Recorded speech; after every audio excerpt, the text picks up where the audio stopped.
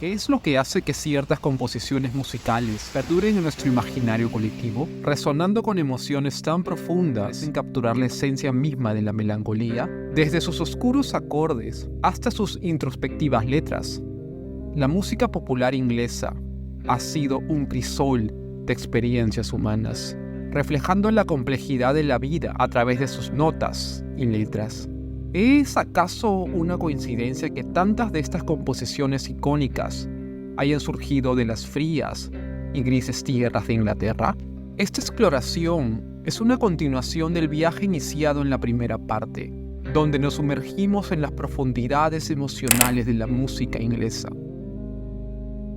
Ahora, seguimos desentrañando el misterio detrás de melodías que capturan no solo momentos de tristezas y pérdida, sino también de introspección y esperanza en medio de la adversidad.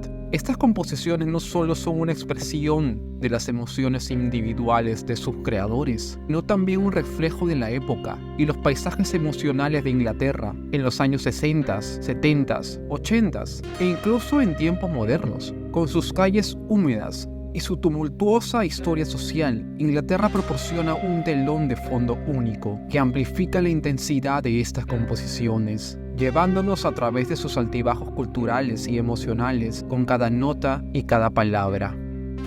Si creíste que había olvidado algunas canciones en la primera parte, espero de verdad que puedas encontrarlas aquí. Y si aún no has visto la primera parte, te invito cordialmente a que lo hagas. Estas son 10 canciones más depresivas de Inglaterra, parte 2. Pero antes, advertencia, o quizás mejor dicho, un comunicado.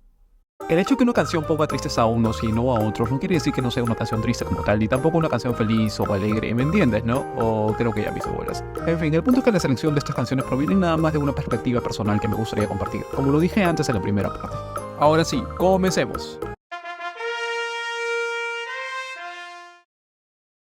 Nivel 1.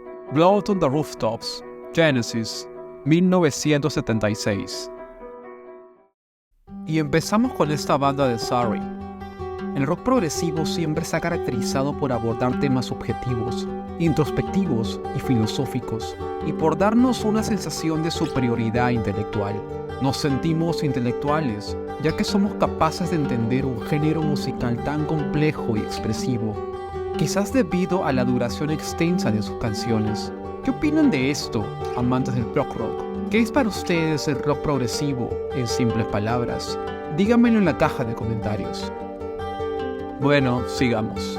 Blood on the Rooftops, o Sangre en la azotea, no es una canción tan larga como las promedio del rock progresivo, pero tiene un mensaje claro y significativo. Este track del álbum, Wind and Watering, nos representa un manifiesto cansado y desesperado ante las problemáticas del mundo, desde una perspectiva inglesa, ya que mencionan al té y todo eso. Por motivos de censura, prefiero no repetir textualmente la letra de la canción, pero les puedo decir que esta lírica te hará reflexionar sobre las diferencias absurdas que vuelven este mundo cada vez más inhóspito. Quizás también fue un grito emocional de Phil Collins, intentando reivindicarse tras la reciente salida de Peter Gabriel. Quizá debió haber sentido bastante irresponsabilidad al tratar de suplantar al primer líder de Genesis. La portada del álbum evoca un profundo vacío, asemejándose a esos escenarios de sueños que solo tenemos una vez y por los que daríamos lo que fuese para volver a soñar. Todo gracias al genio de las portadas, Hipgnosis, que te envuelve con su atmósfera visual. El mismo diseñador que hizo Animals de Pink Floyd, That It Is Don't That Ship de AC/DC, Houses of the Holy de Led Zeppelin, solo por mencionar algunos ejemplos de sus grandes trabajos. El final de la canción, con el riquísimo sonido del Mellotron y los surrealistas instrumentos como el ARP 2600 y el ARP Pro Soloist, nos brinda una sensación de cierre que contrasta genialmente con las noticias actuales.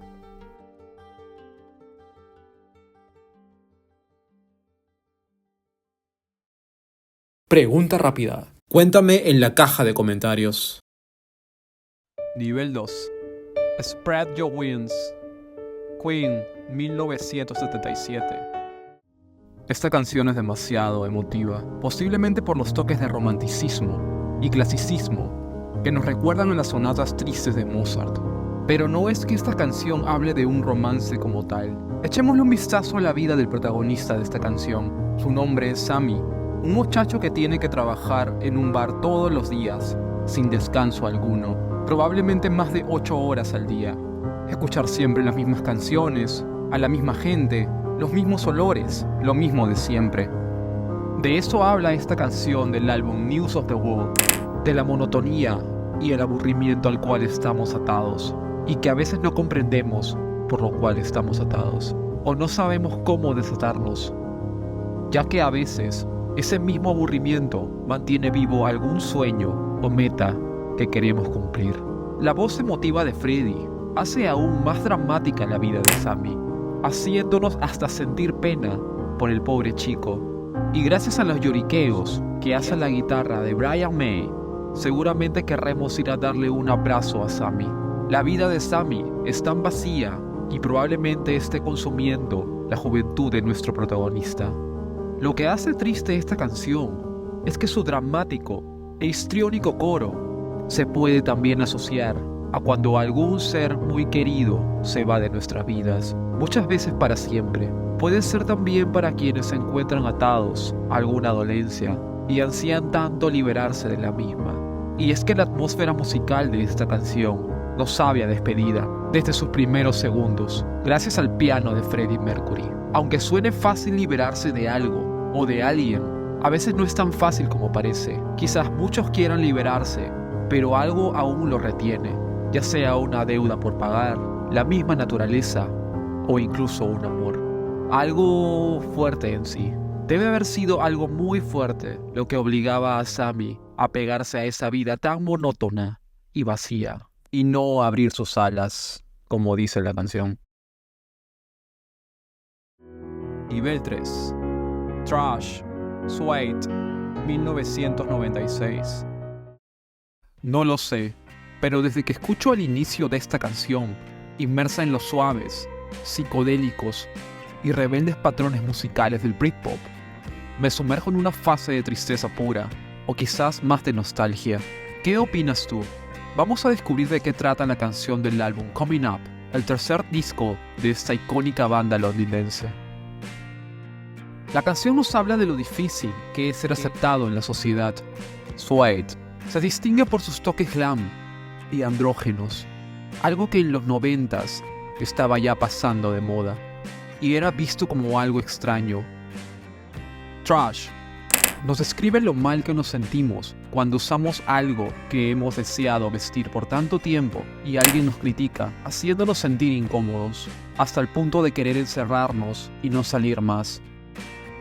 Trash es quizás el mecanismo de defensa del cantante, autodenominándose basura o residuo en las calles, ya que literalmente eso significa el título de la canción en español. Pero un residuo feliz, que se siente bien consigo mismo.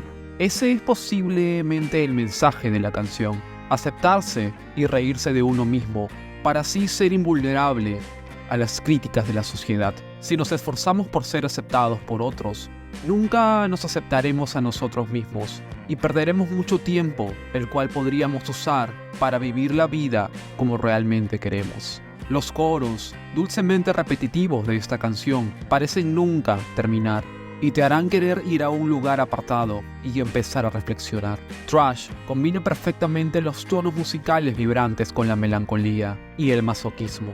Un contraste que seguramente nos hará repetir esta canción una y otra vez, como lo hago yo cada vez que la escucho.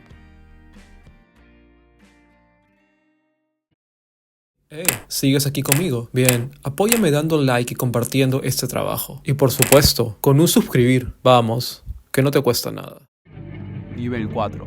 I Wanna Be Adored, The Stone Roses, 1989. ¿Cómo no incluir a una banda de Manchester, una ciudad que destila tristeza por sus calles carmesíes y callejones interminables, habitada por fantasmas postindustriales? The Stone Roses, junto con otras bandas como The Happy Mondays. Por favor, dime que has visto a Beth bailar. The Charlatans y Primal Scream. construyeron la escena del Manchester, un estilo musical comúnmente asociado a la psicodelia de los 60s y a la música house.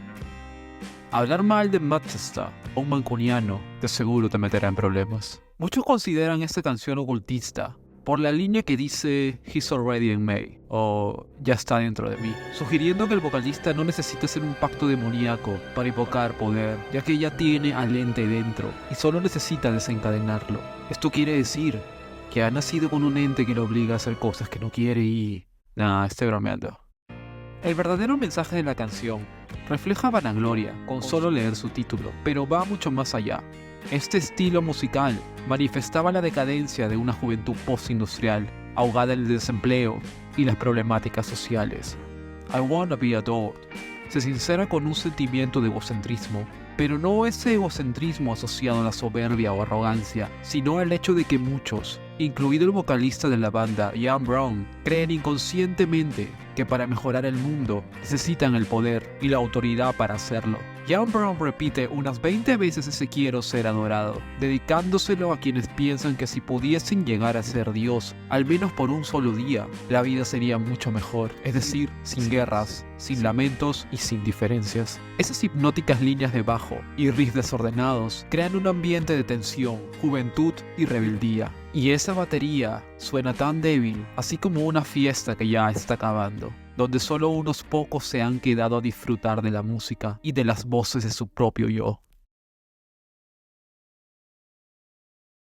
Pregunta rápida. Cuéntame en la caja de comentarios. Nivel 5. Feel, Robbie Williams, 2002.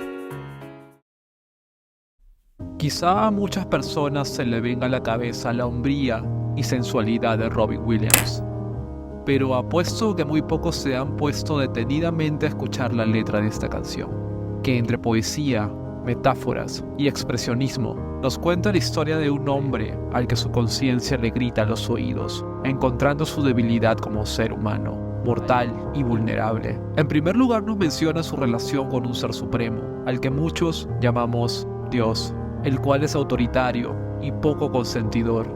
Nos habla también de que oye unas voces, lo cual posiblemente se asocie a cuadros de esquizofrenia o quizá a esas simples preguntas que te haces antes de conciliar el sueño. El narrador se desespera por encontrar algo que cree tan difícil de encontrar, el sentido de la vida.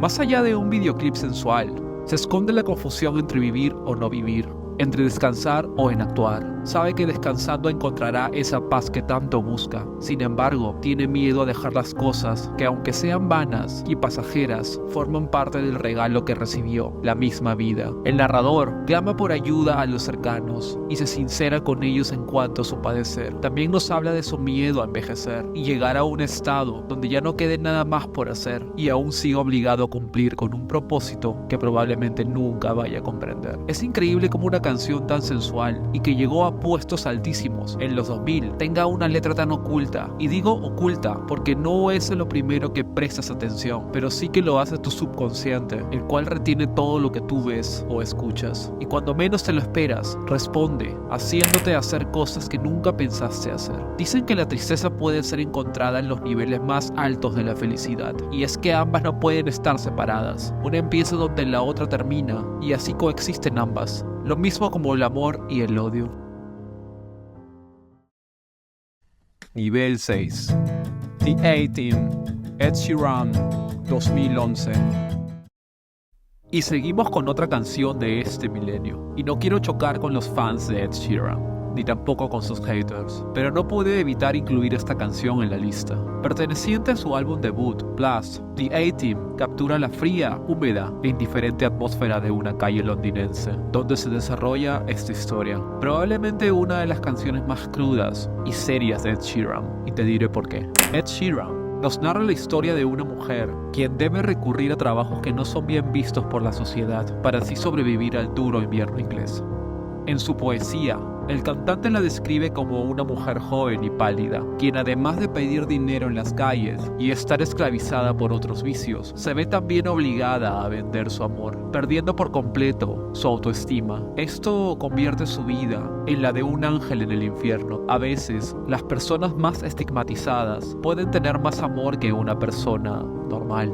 El videoclip, filmado cerca de la estación de tren Angel en Londres, hace una clara referencia a los ángeles en las calles, quienes día a día prueban la piedad de la gente. Sin embargo, solo reciben indiferencia. La canción también aborda un enfoque social de la Inglaterra moderna, con mendigos que luchan cada día contra la indiferencia, el frío y la pobreza. Aunque la vergüenza los persiga, el hambre y el frío pesan más. Por cierto, Ed Sheeran sale en el videoclip. Londres tiene las rentas más altas del mundo en cuanto a alquiler de viviendas. Todo esto en conjunto hace de esta la canción más madura, cruda y social de Ed Sheeran. ¿La habías escuchado antes? La historia culmina con la voz desgarrada del cantante, contándonos que la protagonista terminó su misión de ángel en la tierra y regresó a su hogar natal, el cielo, donde realmente merecía estar. Nivel 7. Beautiful and Blue, Badfinger, 1970. Si bien la banda Badfinger es originaria de Gales, se le considera una banda inglesa debido a que fue una de las pocas agrupaciones que logró una firma de los mismísimos Beatles con su sello Apple. Por cierto, este señor de aquí es George Harrison. La letra de la canción habla de una mujer, posiblemente de unos 35 años, que se encuentra sola en la ciudad, quizás en Swansea, de donde es la banda. A pesar de su belleza, la protagonista envidia a las personas que están acompañadas y parecen felices. A veces nos quejamos del resto y terminamos siendo considerados renegados, pero no creo que sea porque odiemos al mundo de verdad. Más bien, nos indigna cómo personas de mal actuar pueden disfrutar del amor y de otros bienes. ¿Cómo es posible que las personas malas puedan pasarla tan bien? La canción también nos recuerda que muchas veces todo es solo apariencia y desconocemos realmente cómo es la vida de esas personas afortunadas. Pueden tener una vida infeliz, pero saben cómo engañar al mundo, sonriéndole a todos. A menudo, el mundo parece enamorarse de lo prohibido en lugar de la bondad. Como dice el coro de la canción, al aconsejarle a la protagonista que deje de envidiar a los demás, ya que ellos no son tan buenos como la protagonista. Quizás esa misma bondad o moralidad sea lo que la hace estar sola. ¿Qué opinas de esta reflexión? La canción adquiere una atmósfera más melancólica gracias a los tonos barrocos que nos recuerdan a clásicos como el canon de Pachelbel o la aria de Bach. Además, otro motivo por el que incluí esta canción aquí es por el trágico destino del bajista Tom Evans, cuya prematura muerte en Londres en los años 70 dejó una profunda huella en la escena del rock británico. Pregunta rápida. Cuéntame en la caja de comentarios. Nivel 8. Last Night I Dreamed That Somebody Loved Me, The Smiths, 1987. Existe una leyenda urbana que dice que si escuchas Smith es porque estás deprimido, especialmente al cantar There is a light that never goes out, lo cual podría interpretarse como una señal de necesidad de ayuda urgente. Sin embargo, hay una canción aún más desgarradora y trágica, Last Night I Dreamed That Somebody Loved Me, o Anoche soñé que alguien me amó. El título por sí solo evoca una profunda sensación de soledad y deseo no cumplido. Mientras algunos celebran su independencia o soltería, otros experimentan una tristeza palpable por la ausencia de un amor perdido o quizá nunca encontrado, a veces acompañada de envidia y resentimiento. Según el mismísimo Johnny Marr, esta es la mejor canción que The Smiths han creado, y al escuchar atentamente sus letras, es inevitable sentirse afectado o identificado. La canción comienza con unos gritos perturbadores que quién sabe de dónde provengan, y su video musical, ambientado en las calles carmesíes de Manchester, parece capturar la melancolía de la época y la difícil situación de Inglaterra en los años 80, marcada por los altos niveles de desempleo, inmigración y por supuesto la presencia de skinheads. Esta puesta en escena visual intensifica aún más la profundidad emocional de la canción.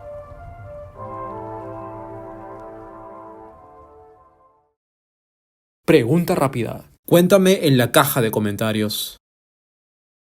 Nivel 9. Changes, Black Sabbath, 1972. Bueno, para este lugar estaba entre Solitude y Changes, y sí que estuvo reñida esta confrontación de melancolía. Sin embargo, al final venció la segunda, perteneciente al álbum Volume 4, y explicaré por qué. Si bien ambas canciones hablan de ruptura y del sufrimiento que esta produce, Solitude, por ejemplo, se mueve más dentro de una atmósfera que va más por lo tradicional y hacia una Inglaterra medieval. Es la flauta tocada por Tome Iommi, lo cual quizá la aleja de un enfoque completo hacia la tristeza y melancolía. En cambio, Changes es tristeza pura, tanto en lo musical como en lo lírico. Changes, del ya mencionado álbum, se destaca por su introspección y emotividad. Desde sus primeros segundos, el poderoso riff de piano, compuesto y tocado por Tome Iommi, nos envuelve en un ambiente deprimente, casi apocalíptico, gracias a los oscuros efectos sonoros del mellotron, un instrumento popularizado en los años 60 por The Beatles y The Moody Blues. La letra de Changes es explícita y revela un lado sensible y vulnerable de Black Sabbath. Transforma la experiencia de una ruptura juvenil en un desapego absoluto, destacando la sinceridad de Ozzy Osbourne en su vulnerabilidad natural. Changes podría resonar también en aquellos que han perdido algo significativo, como un ser querido o incluso un trabajo, o cualquier cosa que realmente les hacía sentir vivos. Es interesante notar que Changes fue tan emotiva que inspiró varios covers notables, incluido el cover del gran Charles Bradley, quien multiplicó el dramatismo de esta canción por 2, por 3 o incluso por 10. En paz descanse este tremendo cantante del soul. ¿Habías escuchado esta versión soul de Changes? Bonus: In Between Days, The Cure, 1985.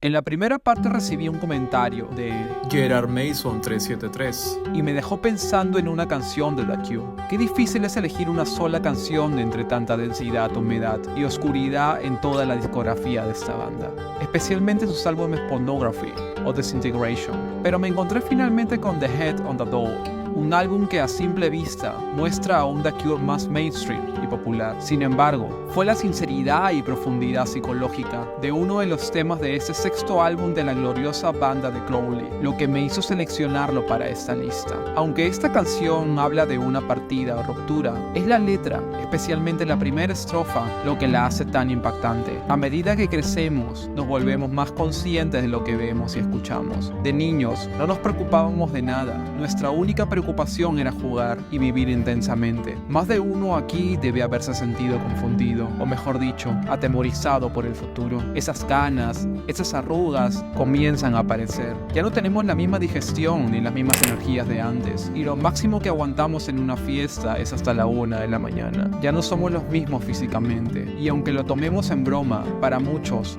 la conciencia es más gritona. El primer estribillo de la canción habla de lo triste que es envejecer. Robert Smith tenía ya 26 años cuando se lanzó esta canción, y aunque habían pasado apenas 5 años desde sus años debut, quizás inconscientemente nos decía que lo preocupaba el futuro con esta canción. Justo como comentó Gerard Mason 373. Robert, a diferencia de otros cantantes, supo lidiar con los trastornos propios de la fama y convertirlos en canciones que al escucharlas nos llenan de emoción.